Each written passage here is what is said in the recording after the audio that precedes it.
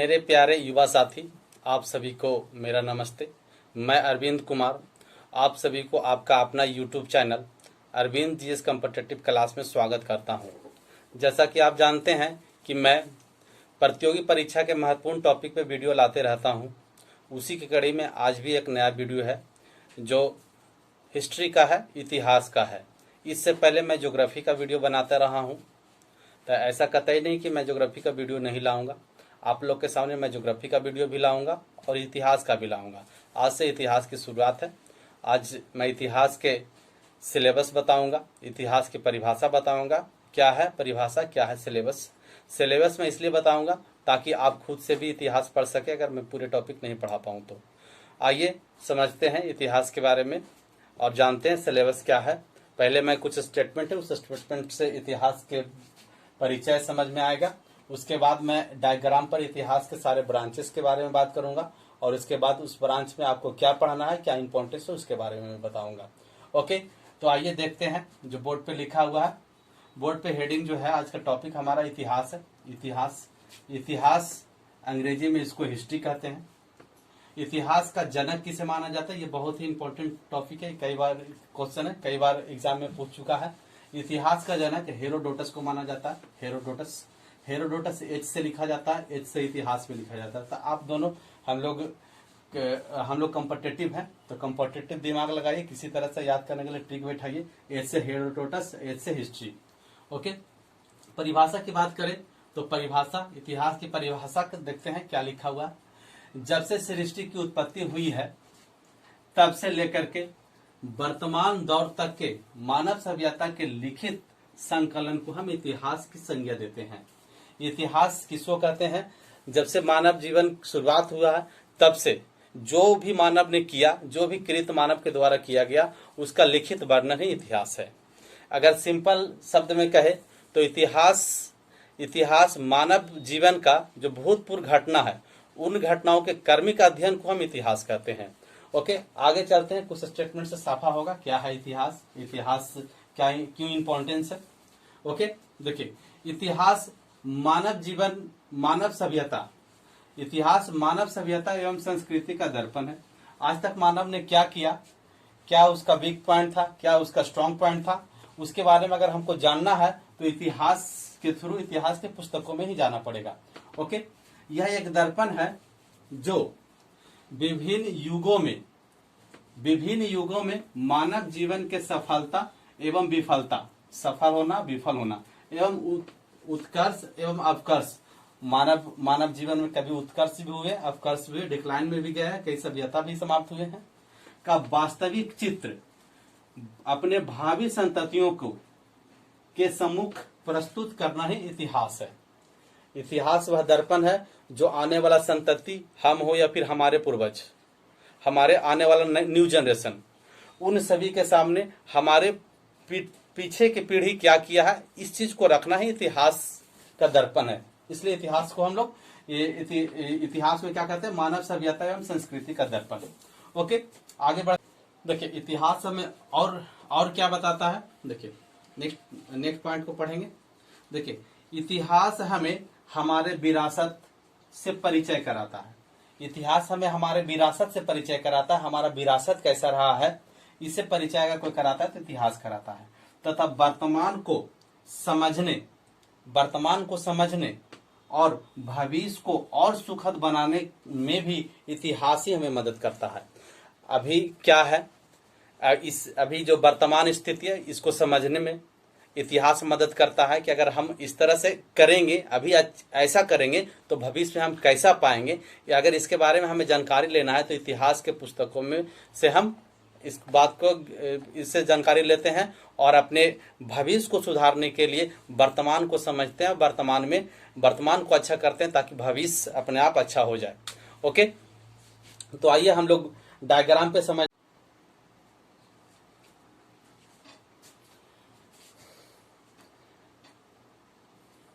देखिए, इतिहास के शाखा के बारे में अगर हम बात करें तो इतिहास को सबसे पहले 3 भागों में बांटा जाता है। इतिहास को 3 भागों में बांटा जाता है। 3 भागों में, एक को कहा जाता है प्राग इतिहास, दूसरा आर्य इतिहास, तीसरा इतिहास।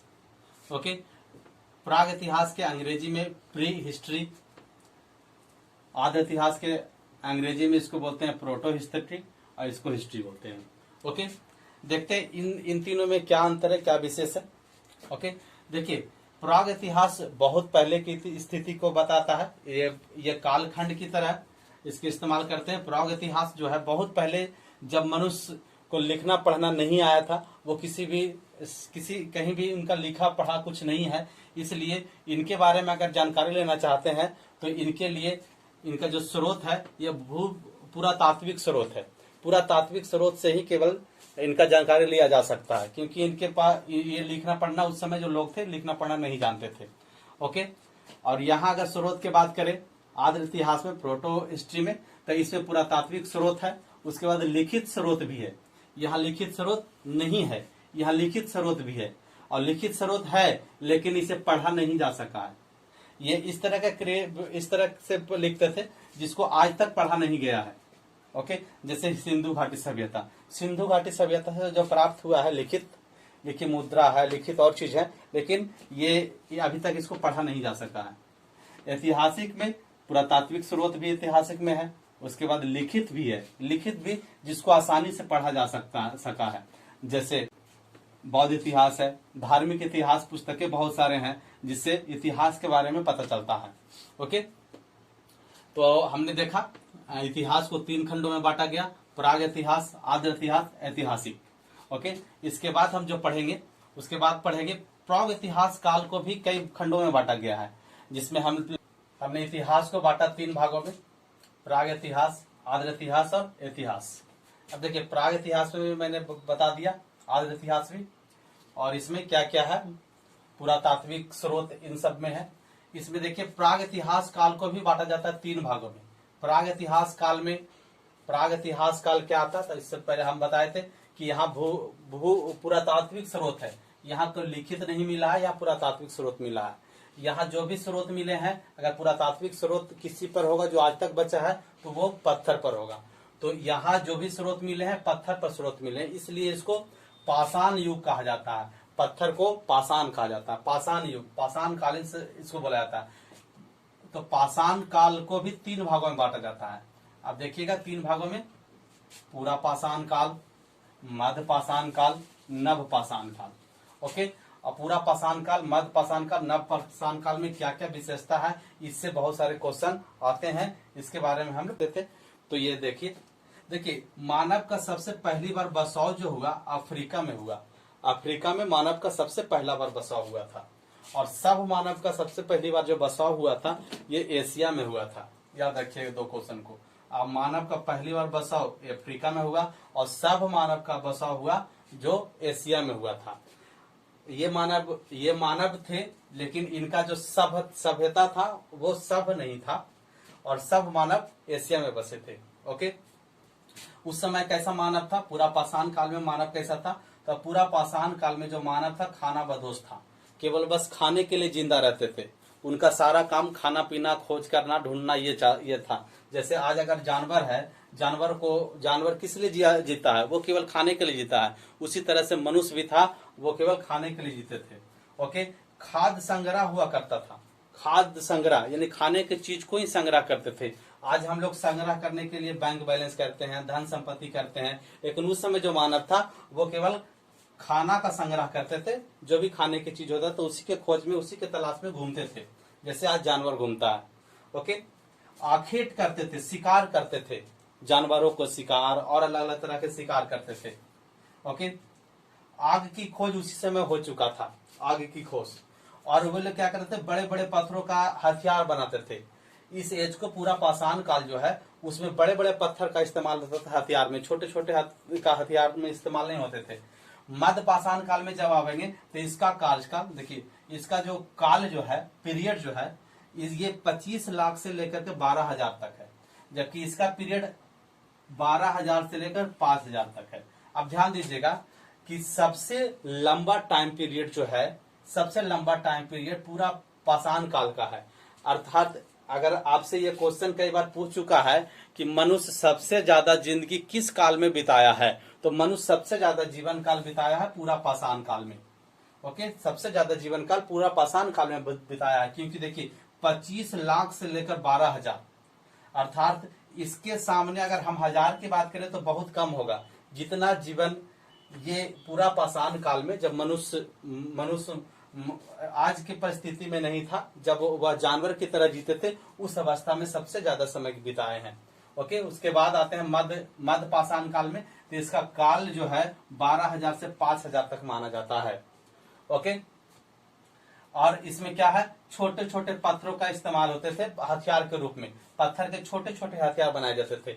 यहाँ पूरा पाषाण काल में बड़े बड़े हथियार बनाए जाते थे, बड़े बड़े हथियार, और यहाँ छोटे छोटे हथियार का इस्तेमाल किए जाते थे, इसलिए इसको माइक्रोलिथिक एज कहा जाता है, माइक्रोलिथिक एज। ओके, नव पाषाण की बात करें तो नव पाषाण से बहुत सारे क्वेश्चन हमेशा आप किसी भी एग्जाम में अगर देखें तो आपको नव पाषाण युग से क्वेश्चन रहता ही रहता है। सबसे इंपॉर्टेंट नव पाषाण है। नव पाषाण में पहले देख लीजिए, नव पाषाण क्या है, इसको उत्तर पाषाण काल भी कहा जाता है। जब किसी टाइम पीरियड जब खत्म होने को होता है तो उसको उत्तर पाषाण काल कहते हैं। उत्तर जैसे उत्तर मुगल काल, उत्तर दिल्ली सल्तनत, इस तरह का होता है। उत्तर वैदिक काल, जब वैदिक काल समाप्त होने वाला होता है तो उसको बोलते हैं। तो उत्तर पाषाण काल भी नव पाषाण काल को बोला जाता है। एक एग्जाम में यही पूछ चुका है कि नव पाषाण काल को क्या बोला जाता है, तो उत्तर पाषाण काल। ओके, इसमें देखिए क्या क्या विशेषता है। इसमें कृषि का खोज हुआ। अब सोचिए, कृषि का जब खोज हो गया, अब अगर आप कृषि कीजिएगा तो कहीं कृषि भी कीजिएगा तो आपको वहां रुकना पड़ेगा। और जैसे ही आप कृषि का इस्तेमाल जब करने लग गया, खानाबदोश, ये खानाबदोश होते थे, यानी कि एक जगह से दूसरी जगह खाना के लिए घूमते रहते थे। लेकिन कब तक, जब तक कृषि का खोज नहीं हुआ था। जब कृषि का खोज हो गया तब उनका वहां रहना मजबूरी हो गया। जैसे अब मान ले, जब भी लोग देखे होंगे कृषि का कोई भी, जैसे जमीन से कुछ उखड़ रहा होगा और उसे देखे, खाए, यार बड़ा मीठा लग रहा है, किसी तरह का कोई भी पदार्थ शुरू हुआ होगा, तब से लगा और फिर देखने लगा कि फिर से उग सकता है। तो इसी तरह से ये लोग कृषि करना शुरू कर दिए। और जब कृषि करना शुरू कर दिए, क्योंकि कृषि का नुकसान जानवर पहुंचाता है और बहुत तरह से इसको प्रोटेक्शन करना होता है। जब तक आप वहां रुकिएगा नहीं तब तक ये कृषि होगा नहीं। और जब कृषि होने लग गया तो यहाँ रुकने का भी सुविधा करने लग गया। जब रुकने लग गया तब लोग आवास बनाना शुरू कर दिए, और आवास बनाना शुरू कर दिए। उसके बाद जो सबसे पहला जो पालतू जानवर बना था वो कुत्ता बना था। ओके, देखिए कृषि की शुरुआत आज से 7,000 वर्ष पहले है। 7,000 वर्ष पहले। यहाँ पे हमने बताया कि मध्य पाषाण युग जो था 5,000 साल तक के था। उससे पहले 7,000, कहीं कहीं डेवलपमेंट कुछ ज्यादा होता है, कहीं डेवलपमेंट कुछ कम होता है। तो कहीं कहीं यहाँ 7,000। पाकिस्तान में एक मेहरगढ़ है, मेहरगढ़ में पहली बार कृषि का साक्ष्य मिला है। मेहरगढ़ से सबसे पहले कृषि मेहरगढ़ में शुरू हुआ। ओके, तब 7,000 वर्ष पहले पाकिस्तान में। ओके, सबसे पहला कृषि में किस वस्तु का कृषि किया गया, तो गेहूं का और जौ का। सबसे पहले गेहूं और जौ का कृषि हुआ था। उसके बाद जब कृषि उत्पादन हो गया तो उसको रखने की आवश्यकता होनी चाहिए, रखने के कोई कुछ बने, है ना। तो रखने के लिए मृद भांड बनाना शुरू कर दिया लोगों ने। जैसे पहले हाथ से ऐसे रखते थे और इसी स्टाइल से धीरे धीरे मिट्टी के बनाने लग गए। अब ये ऐसे धीरे धीरे और बड़ा हो गया, ये धीरे धीरे ये इस तरह से घड़ा टाइप के बनने लग गया। और घड़ा बनने लग गया, यानी कि मृत भांड का इस्तेमाल नव पाषाण काल में हुआ। मृत भांड मतलब होता है मिट्टी का बर्तन बनाना शुरू कर दिए। उसके बाद मनका, जब ये पूरी तरह से पैक हो जाता है ऊपर से, तो उसको मनका कहते हैं। तो मनका का भी प्रयोग नव पाषाण काल में हुआ। उसके बाद यहाँ कृषि शुरू हो गया। तो कृषि के साथ साथ लोग अनाज को ढोते भी थे, अपने घरों तक लाते थे। तो लाने के लिए इन्होंने पहिया का भी इस्तेमाल किया। पहिया का किसी भी तरह से पहले बनाते थे और ये पहिया का इस्तेमाल करना शुरू कर दिए। यानी पहिया का इस्तेमाल, मृत भांड का इस्तेमाल, कुत्ता पालतू बनाया गया इसी काल में, आवास बनाया गया, कृषि बनाया गया।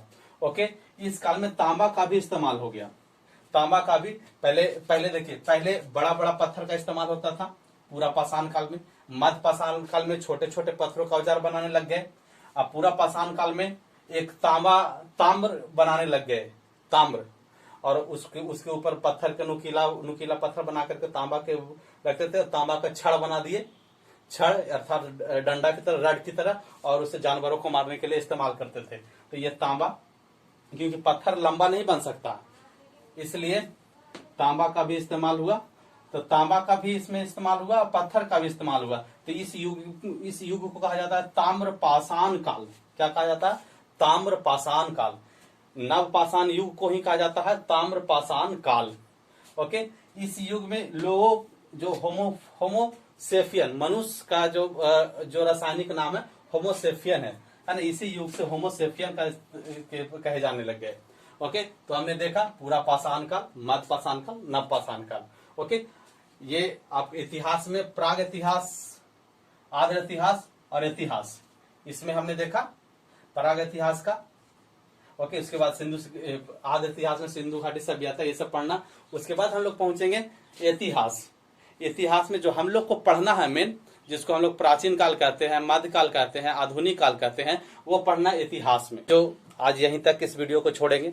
उसके बाद हम लोग नेक्स्ट वीडियो में इतिहास के बारे में पढ़ेंगे, जिसके बारे में हम लोगों को पढ़ना है, जिसमें हम लोग प्राचीन भारत पढ़ेंगे, मध्य भारत पढ़ेंगे, आधुनिक भारत पढ़ेंगे। उसके बाद हम पढ़ेंगे समकालीन।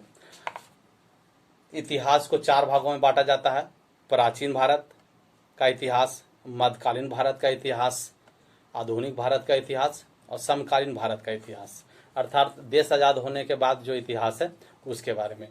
ठीक है, इसके बारे में हम नेक्स्ट डे पढ़ेंगे, नेक्स्ट वीडियो में आपके पास जाएगा। ओके, तो आज यहीं तक छोड़ते हैं। चलिए, जो मैं प्रत्येक वीडियो के लास्ट में कहता हूँ कि हमारे वीडियो को सब्सक्राइब करें, लाइक करें, कमेंट करें और अपने दोस्तों के पास भी भेजें। अगर आप हमारे वीडियो पर नए हैं तो सब्सक्राइब कीजिए, बेल आइकन दबाइए, और जो भी नया वीडियो आएगा उसका नोटिफिकेशन आपके पास पहले जाए। और पढ़िए, मेहनत कीजिए, मेहनत ही मंजिल तक आपको पहुंचाएगा।